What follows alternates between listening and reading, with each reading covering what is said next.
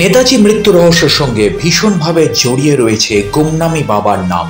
নেতাজির মৃত্যু নিয়ে যেমন রহস্যে গুমনামি বাবা কে ছিলেন তা নিয়েও রহস্যের জট কিছুটা কম নয়। কে এই গুমনামি বাবা তা নিয়ে বিস্তর জট রয়েছে। নেতাজি মৃত্যু রহস্য অনুসন্ধান করতে কংগ্রেস আমলে তৈরি হয়েছিল মুখার্জি কমিশন।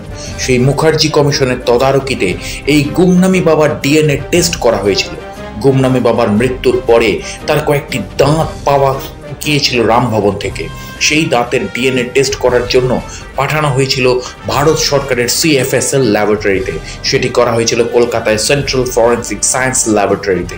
গুমনামি বাবার ওই ডিএনএ টেস্টের ইলেকট্রোফেরোগ্রাম রিপোর্ট চেয়ে RTI করেছিলেন জনৈক এক ব্যক্তি। তাতে সম্প্রতি তাকে একটি জবাব দেওয়া হয়েছে। জনৈক সেই ব্যক্তির দাবি, সেখানে বলা হয়েছে গুমনামি বাবার ইলেকট্রোফেরোগ্রামটি যদি প্রকাশ্যে আসে তাহলে দেশের জাতীয় ও আন্তর্জাতিক সম্পর্কের উপর তার প্রভাব পড়বে এবং ভারতে হিংসাও ছড়িয়ে পড়তে পারে। কি এই ইলেকট্রোফেরোগ্রাম রিপোর্ট? ইলেকট্রোফেরোগ্রাম হলো এমন একটি প্রক্রিয়া যা দেখে ডিএনএ বিশেষজ্ঞরা বুঝতে পারেন ওই দুটি ডিএনএ নমুনা মিলছে কিনা। কলকাতা ও হায়দ্রাবাদের ল্যাবরেটরিতে সেই ডিএনএ পরীক্ষা করানো হয়েছিল। হায়দ্রাবাদের ল্যাবরেটরিতে রিপোর্টে বলা হয়েছিল সেটি থেকে চূড়ান্ত কিছু নির্ধারণ করা যাচ্ছে না। কলকাতার ল্যাবরেটরিতে অবশ্য বলা হয়েছিল নমুনা মিলছে না, কিন্তু ইলেকট্রোফেরোগ্রাম রিপোর্টটি প্রকাশ্যে আনা হয়নি। সেটি জানতেই জনৈক সেই ব্যক্তি 2020 সালে RTI করেছিলেন। ওই RTI কর্মীর দাবি, সেই সময় তাকে বলা হয়েছিল ওই ইলেকট্রোফেরোগ্রামটি নেই। ইলেকট্রোফেরোগ্রাম ছাড়া ডিএনএর কোনো গ্রহণযোগ্যতা থাকে না। যদিও পরে আবারও আরেকটি জবাব তিনি পেয়েছিলেন। সেখানে তাকে জানানো হয় খোঁজাখুঁজির পর সেটি পাওয়া গিয়েছে, কিন্তু সেটি তাকে দেওয়া যাবে না কারণ তিনি থার্ড পার্টি। তবে ফার্স্ট পার্টি কে, সেকেন্ড পার্টি বা কারা, তা তাকে জানানো হয়নি। বক্তব্য এখানে, মুখার্জি কমিশন অনেক দিন আগে শেষ হয়ে গিয়েছে। অবসরপ্রাপ্ত বিচারপতি মুখোপাধ্যায় প্রয়াত হয়েছেন, গুমনামি বাবাও আজ প্রয়াত। এমন পরিস্থিতিতে কিছুদিন পর সেই জনৈক ব্যক্তিটি তিনি আবারও আরেকটি RTI করেছিলেন। জানতে চেয়েছিলেন ইলেকট্রোফেরোগ্রামটি নষ্ট হয়ে গিয়েছে কিনা, যদি হয়ে থাকে সেটির তথ্য কিংবা ওই ইলেকট্রোফেরোগ্রামটি যেন তাকে দেওয়া হয়। সেই জনৈক ব্যক্তিকে সেক্ষেত্রে উত্তরে বলা হয়েছিল গুমনামি বাবার ইলেকট্রোফেরোগ্রামটি যদি প্রকাশ্যে আসে তাহলে ভারতবর্ষের জাতীয় ও আন্তর্জাতিক সম্পর্কের উপর তার প্রভাব পড়বে এবং ভারতে হিংসা ছড়িয়ে পড়তে পারে। জনৈক ওই ব্যক্তির দাবি, তার সঙ্গে অতীতে এই বিষয়টি নিয়ে অবসরপ্রাপ্ত বিচারপতি মুখোপাধ্যায়ের সঙ্গে কথা হয়েছিল। তিনিও নাকি বলেছিলেন ওই ডিএনএ রিপোর্টটি সঠিক নয়, কিন্তু মুখার্জি কমিশনের রিপোর্ট পড়লেই বোঝা যাবে নেতাজি ও গুমনামি বাবার হাতের লেখা পরীক্ষা করা হয়েছিল। লীলা রায়, সুনীল দাস, অনিল দাসের মতন বিপ্লবীরা ওনাকে নেতাজি বলে চিহ্নিত করেছিলেন। শুধু ডিএনএর জন্যই প্রমাণ করা যায়নি গুমনামি বাবা নেতাজি।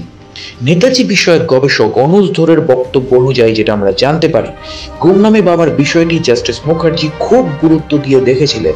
ডিএনএর হাতের লেখার সরকারের রিপোর্ট ছিল নেগেটিভ, কিন্তু তার সন্দেহ ছিল এই রিপোর্টগুলিতে তথ্য বিকৃত করা হয়েছে। তিনি এই কথা অনেকবার বলেছিলেন। ইলেকট্রোফেরোগ্রাম রিপোর্ট সংক্রান্ত RTI এর বিষয়ে তার বক্তব্য, এই ইলেকট্রোফেরোগ্রাম রিপোর্ট দেওয়া হলে তা ভারতে এবং বিদেশে বিশেষজ্ঞদের দেখিয়ে যাচাই করা যাবে এটি ঠিক না ভুল। পাশাপাশি জাতীয় ও আন্তর্জাতিক সম্পর্কের যে বিষয়টি উল্লেখ করা হচ্ছে সেই প্রসঙ্গে তার মত, এটা ঠিকই বলা হচ্ছে, সত্যি একটি সমস্যা হবে। এটি কতটা ভয়ঙ্কর কাহিনী তার ধারণার বাইরে। যে নেতাজি 1947 সাল থেকে যাকে মৃত বলে দাবি করা হচ্ছে তিনি জীবিত ছিলেন, ভারতে ছিলেন। এটি একটি ভয়ঙ্কর খবর। আর এই খবর যদি বাইরে চলে আসে তাহলে দেশে সমস্যা তৈরি হবে, সরকারের সেক্ষেত্রে সমস্যা হবে। তারা জানে যে এই রিপোর্ট ভুল হলেও এই রিপোর্টকে চেপে রাখতে হবে। যদিও নেতাজির ভ্রাতুষ্পুত্র তথা বিশিষ্ট সামাজিক ও রাজনৈতিক কর্মী চন্দ্র বসুও বলেছিলেন আরটিআই উত্তরটি এখনো তিনি দেখেননি, তবে যে রিপোর্ট আছে ডিএনএ টেস্টের সেটি প্রকাশ্যে জানানোতে কোনো অসুবিধা আছে বলে তিনি মনে করেন। বর্তমানে তো বৈজ্ঞানিকভাবে ডিএনএ টেস্ট করা হয়, তো উনি শুনেছিলেন যে ডিএনএ টেস্ট নেগেটিভ এসেছিল। রেনকোজি মন্দিরে যে অস্থি রাখা আছে তা পরীক্ষার জন্য নেতাজি পরিবারের অনেকেই নমুনা দিয়েছিলেন।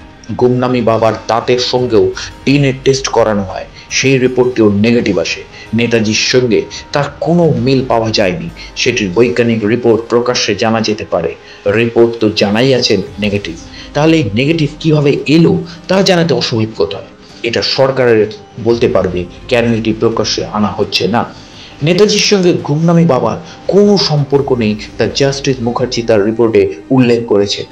এতটা চন্দ্র বসুর বক্তব্য ছিল এবং বোস বাড়ির অনেকেই এই ব্যাপারটাকে মানে না, কিন্তু প্রশ্ন কয়েকটা থেকেই যাচ্ছে।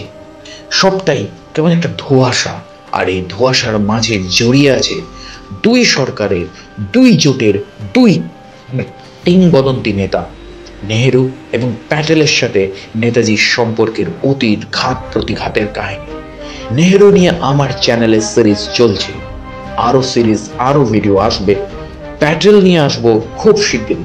নেতাজি এবং প্যাটেলের সম্পর্ক কি ছিল এবং প্যাটেল কেন নেতাজির সাথে সেই সম্পর্ক তৈরি করেছিল, ভারতীয় রাজনীতিতে কি ছিল সেই সম্পর্কের ভূমিকা, এবং নেতাজিকে শুধু নেহেরু আটকায়নি, নেতাজিকে আটকানোর পেছনে প্যাটেলও কতটা দায়ী ছিল সেটি নিয়ে আসবো।